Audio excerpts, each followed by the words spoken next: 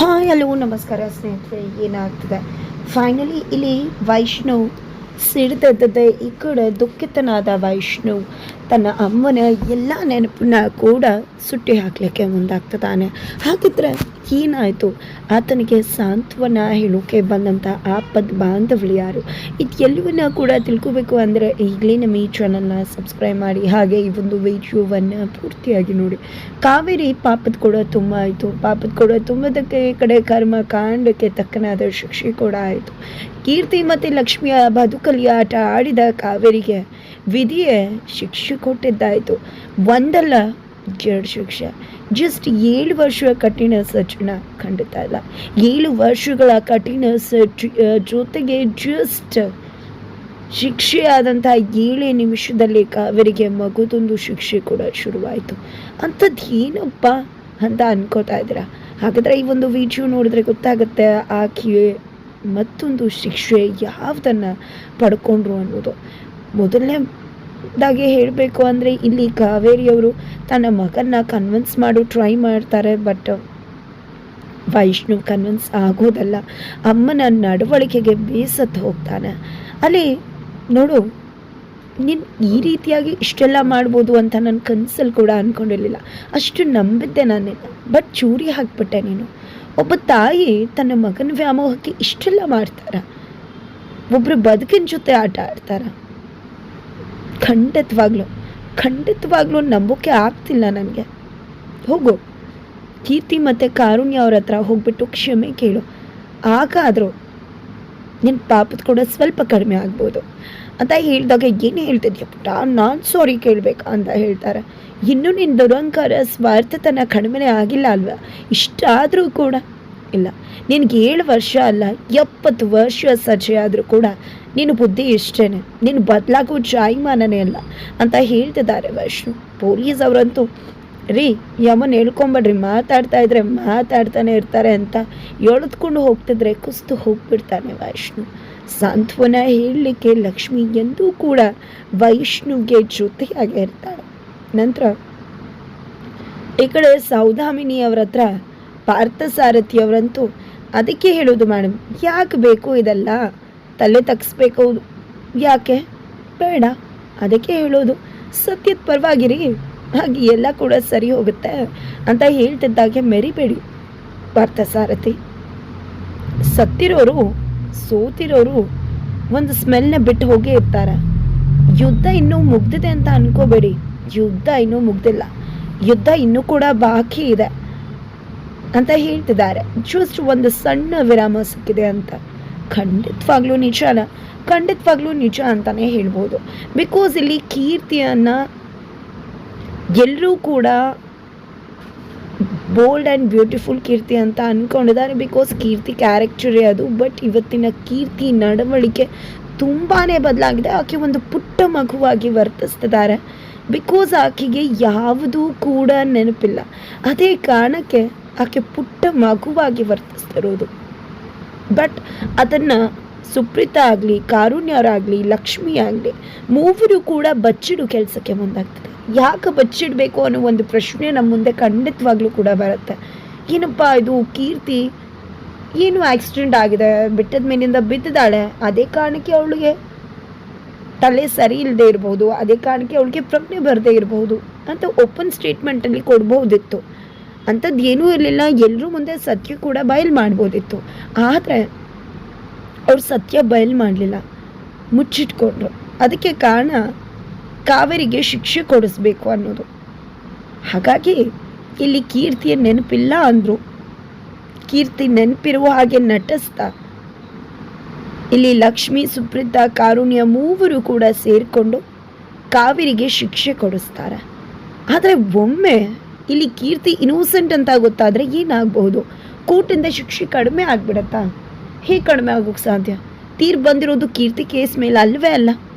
ಹಾಗಾಗಿ ಅವ್ರು ಆಚೆ ಬರೋದು ಅಸಾಧ್ಯನೇ ಆಗುತ್ತೆ. ಲಕ್ಷ್ಮಿ ಕೇಸ್ ಮೇಲೆ ಹೋಗಿರೋದು ಕಾವೇರಿಯವರು ಜೈಲಿಗೆ. ಆದರೆ ಇನ್ನೂ ಯಾಕೆ ಮುಚ್ಚಿಡಬೇಕು ಅಂತ ಅಂದ್ಕೊಂಡ್ರೆ ಅದಕ್ಕೆ ಕಾರಣ ಲಕ್ಷ್ಮಿ ಫ್ಯಾಮಿಲಿ. ವೈಷ್ಣವ್ಗಾಗಲಿ ಮನೆಯವ್ರಿಗಾಗಲಿ ಗೊತ್ತಾದರೆ, ಇದೆಲ್ಲ ಲಕ್ಷ್ಮಿ ಮಾಡಿರೋ ಮಹಾ ಸಂಚು, ಕೀರ್ತಿಗೆ ನೆನಪೇ ಇರಲಿಲ್ಲ. ಆದರೂ ಕೂಡ ಕೀರ್ತಿ ಹೇಳದೇ ಇರೋದನ್ನು ಲಕ್ಷ್ಮಿ ಅವಳ ಮುಖಾಂತರ ಹೇಳಿಸೋದ್ರ ಮುಖಾಂತರ ಕಾವೇರಿನ ಅರೆಸ್ಟ್ ಮಾಡಿಸ್ತಾರೆ. ಹಾಗೇನೆ ಇಲ್ಲಿ ಲಕ್ಷ್ಮಿ ಕೇಸಲ್ಲಿ ಇರ್ತಕ್ಕಂಥ ವಿಷಯಗಳನ್ನೂ ಕೂಡ ಇದೇ ರೀತಿ ಯಾಕೆ ತಿರ್ಚಿರಬಾರ್ದು? ಕಾವೇರಿ ವಿರುದ್ಧ ಇರ್ತಕ್ಕಂಥ ದ್ವೇಷಕ್ಕೆ ಲಕ್ಷ್ಮಿನೇ ಯಾಕೆ ಈ ರೀತಿ ಮಾಡಿರಬಾರ್ದು? ಕೀರ್ತಿ ವಿಷಯದಲ್ಲಿ ಇಷ್ಟೆಲ್ಲ ಆಗಿದೆ ಅಂದಮೇಲೆ ಅವಳ ವಿಷಯದಲ್ಲೂ ಅದಾಗಿರ್ಬಹುದು, ಕಾವೇರಿ ಇನ್ನೋಸೆಂಟ್ ಇರಬಹುದು ಅನ್ನೋ ನಿರ್ಧಾರಕ್ಕೆ ಬಂದ್ಬಿಡ್ತಾರೆ. ಅದೇ ಕಾರಣಕ್ಕೆ ಇಂದಿಗೂ ಕೂಡ ಕೀರ್ತಿ ಇನ್ನೋಸೆಂಟ್ ಅನ್ನೋ ವಿಷಯವನ್ನು, ಆಕೆಗೆ ಪ್ರಜ್ಞೆ ಇಲ್ಲ ಅನ್ನೋ ವಿಷಯವನ್ನು ಮನೆಯವ್ರ ಮುಂದೆ ಮುಚ್ಚಿಡ್ತಾರೆ. ತದನಂತರ ಅಲ್ಲಿ ಕೋರ್ಟಲ್ಲಿ ಕಾವೇರಿಯವರು ಎಲ್ಲರೂ ನೋಡ್ಕೊಂಡು ಹೋಗ್ತಾರೆ. ಬಟ್ ಏನು ಮಾಡೋದು, ಯಾರೂ ಕೂಡ ಕಾವೇರಿ ಮುಖ ನೋಡೋಕೆ ರೆಡಿ ಇಲ್ಲ. ಆ ಕಡೆ ಜೀಪ್ ಹೊತ್ಕೊಂಡ್ರೆ ಈ ಕಡೆ ಕೀರ್ತಿಗೆಲ್ಲ ನೆನಪಾಗ್ಬಿಡುತ್ತೆ ಬ್ಲರಿ ವಿಷಯನಲ್ಲಿ. ರಾಕ್ಷಸಿ ಕೊಲೆಗಾತಿ ಅಂತ ಸ್ಲಿಪ್ಪರ್ ಎಸಿತಾಳೆ, ಪ್ರಜ್ಞೆ ತಪ್ಪಿ ಬೀಳ್ತಾಳೆ. ಅದರ ನಡುವೆ ಕಾವೇರಿಯವ್ರಿಗೆ ಅನ್ನಿಸ್ತದೆ, ನನ್ನ ಮನೆಯವ್ರಿಗೆ ನಾನು ಇಷ್ಟು ಬೇಗ ಬೇಡವಾಗ್ಬಿಟ್ನ, ಹಾಗಿದ್ರೆ ಯಾಕೆ ಬೇಕು ಈ ಬದುಕು, ಯಾಕೆ ಬದುಕಬೇಕು, ನಾನು ಸತ್ತೋಗ್ಬಿಡೋಣ ಅಂತ. ಇಲ್ಲಿ ಗೊತ್ತಾಗತ್ತೆ ಕಾವೇರಿಗೆ 7 ವರ್ಷ ಸಜ್ಜೆ ಮಾತ್ರ ಅಲ್ಲ, ಕಾವೇರಿಗೆ ಅಷ್ಟು ವರ್ಷಗಳ ಅಷ್ಟು ದಿನ ಕೂಡ ಸಜ್ಜೆನೆ, ಪ್ರತಿ ಕ್ಷಣ ಕೂಡ ಮಾನಸಿಕ ಕಿರುಕುಳನೇ. ಯಾಕೆ ಅಂದರೆ ಅವರು ತನ್ನ ಮಗನ ಎಷ್ಟು ಪ್ರೀತಿ ಮಾಡ್ತಾರೆ, ತುಂಬಾ ಅಹಂಕಾರ ಇದೆ, ಅದೆಲ್ಲಕ್ಕೂ ಕೂಡ ಕೊಳ್ಳಿ ಬಿಟ್ಟಿದೆ. ಅಂದಮೇಲೆ ಪ್ರತಿದಿನದ ಪ್ರತಿ ಕ್ಷಣ ಕೂಡ ನರಳಾಡ್ತಾನೆ ಇರ್ತಾನೆ, ನನ್ನ ಮನೆಯವ್ರಿಗೆ ಬೇಡವಾ, ಯಾಕೆ ಬೇಕು ಈ ಬದುಕು ಅನ್ನೋದ್ರ ಜೊತೆ ಸತ್ತೋಗ್ಬಿಡೋಣ ಅನ್ನೋ ಭಾವನೆಗೂ ಕೂಡ ಬಂದಿದ್ದಾರೆ. ಅಂದರೆ ಎಷ್ಟು ಮಟ್ಟಿಗೆ ಮಾನಸಿಕವಾಗಿ ಚಿತ್ರಹಿಂಸೆ ಆಗ್ತಿರ್ಬೋದು.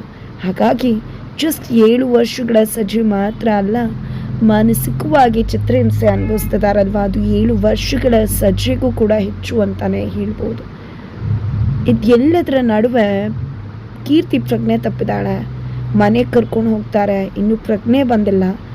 ಕೀರ್ತಿ ರೂಮ್ ನೋಡಿದ್ರೆ ವೈಷ್ಣವ್ಗೆ ತುಂಬಾ ಶಾಕ್ ಆಗುತ್ತೆ. ಬಿಕಾಸ್ ಎಲ್ಲಿ ನೋಡಿದ್ರು ಟೆಡಿ ಬೇರ್ಸ್, ಕೀರ್ತಿ ಬೆಡ್ಶೀಟಲ್ಲಿ ಟೆಡಿ ಬೇರ್ದು ಬೆಡ್ಶೀಟ್, ಏನಿದು ಕೀರ್ತಿ ರೂಮಲ್ಲಿ ಈ ಥರ ಇದೆಯಾ ಅಂತ.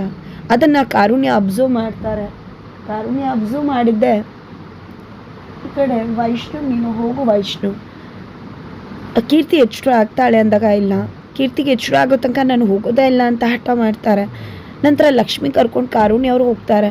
ಸುಪ್ರೀತ್ ಅವ್ರು ಕೂಡ ನಾವೆಲ್ಲ ಇದ್ದೀವಿ ಅಲ್ವಾ ವೈಷ್ಣವ್, ಹೋಗು ಮನೆಗೆ, ನಿನಗೂ ಸ್ಟ್ರೈನ್ ಆಗಿರುತ್ತೆ ಅಂದಾಗ ಇಲ್ಲ, ಮನೆಗೆ ಹೋದ್ರೇನು ಅದೇ ಜೈಲು ಕೋರ್ಟಿನ ಬಗ್ಗೆ ಮಾತಾಡ್ತಾರೆ. ಇಲ್ಲ, ನಮ್ಮಿಂದ ನನ್ನಮ್ಮ ಇಷ್ಟೆಲ್ಲ ಸ್ವಾರ್ಥಿಯಾಗಿ ಇಷ್ಟೆಲ್ಲ ಮಾಡ್ತಾಳೆ ಅಂತ ಅಂದ್ಕೊಂಡಿರಲಿಲ್ಲ. ಆಂಟಿ ಮತ್ತು ಕೀರ್ತಿ ಎಷ್ಟೆಲ್ಲ ನೋವು ಅನುಭವಿಸಿರ್ಬಹುದಲ್ವ, ನನ್ನಿಂದ ಕೀರ್ತಿಗೆ ಅನ್ಯಾಯ ಆಗಿದೆ, ನನ್ನ ಪ್ರೀತಿ ತಪ್ಪಿಗೆ ಕೀರ್ತಿ ಇಷ್ಟೆಲ್ಲ ಅನುಭವಿಸ್ಬೇಕಾ? ಇಲ್ಲ, ಕೀರ್ತಿ ಎಚ್ಚರ ಆಗಲಿ, ಕೀರ್ತಿ ಎಚ್ಚರ ಆದ ನಂತರನೇ ನಾನು ಹೋಗ್ತೀನಿ. ನಮ್ಮಿಂದ ಒಬ್ರು ಕಷ್ಟ ಆಗುತ್ತೆ ಅಂದರೆ ಅಟ್ಲೀಸ್ಟ್ ನಾವು ಅವ್ರಿಗೆ ಕನ್ವಿನ್ಸ್ ಆದರೂ ಮಾಡಬೇಕಲ್ವ ಅಂತ ಹೇಳ್ತಾ ಇದ್ರು ಕೂಡ ಸುಪ್ರೀತ್ ಅವರು ಹೋಗು ಹೋಗು ಅಂತಿರೋದು ಯಾಕೆ, ನಾನು ಇಲ್ಲಿರೋದ್ರಿಂದ ನಿಮ್ಗೇನಾದರೂ ಪ್ರಾಬ್ಲಮ್ಮಾ ಅಂತ ಅನ್ನಿಸ್ಬಿಡುತ್ತೆ ವೈಷ್ಣವ್ಗೆ. ಇನ್ನೇನು ಮಾಡಬೇಕು ಅಂತ ಸುಪ್ರೀತ ಗೊತ್ತಾಗ್ತಿಲ್ಲ.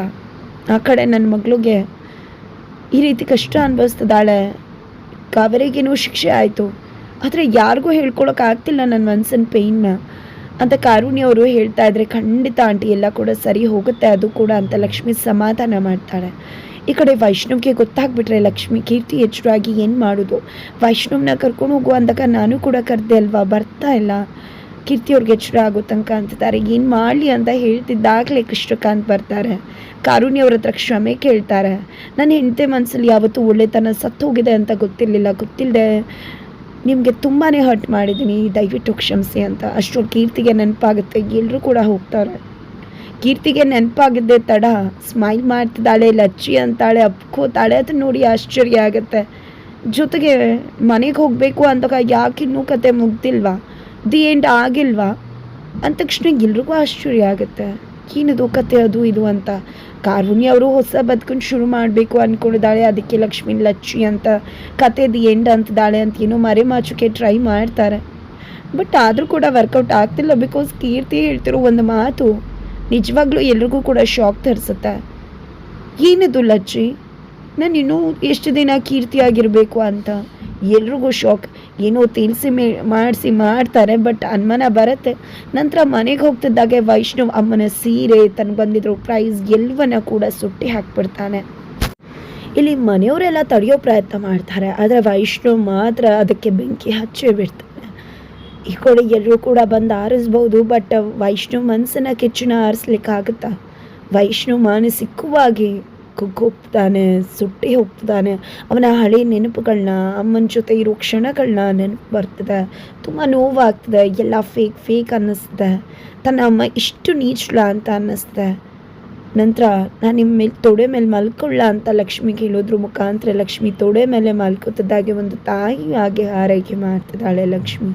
ಹಾಗಾದರೆ ಒಮ್ಮೆ ಲಕ್ಷ್ಮಿ ಈ ರೀತಿ ಮಹಾಸಂಚು ಮಾಡಿ ಕಾವೇರಿಗೆ ಶಿಕ್ಷೆ ಕೊಡಿಸಿದ್ಲು ಅಂತ ಗೊತ್ತಾದರೆ ಖಂಡಿತ ಇಡೀ ಮನೆ ಲಕ್ಷ್ಮಿ ತಿರುಗಿ ಬೀಳುತ್ತೆ. ನಂತರ ಏನಾಗುತ್ತೆ?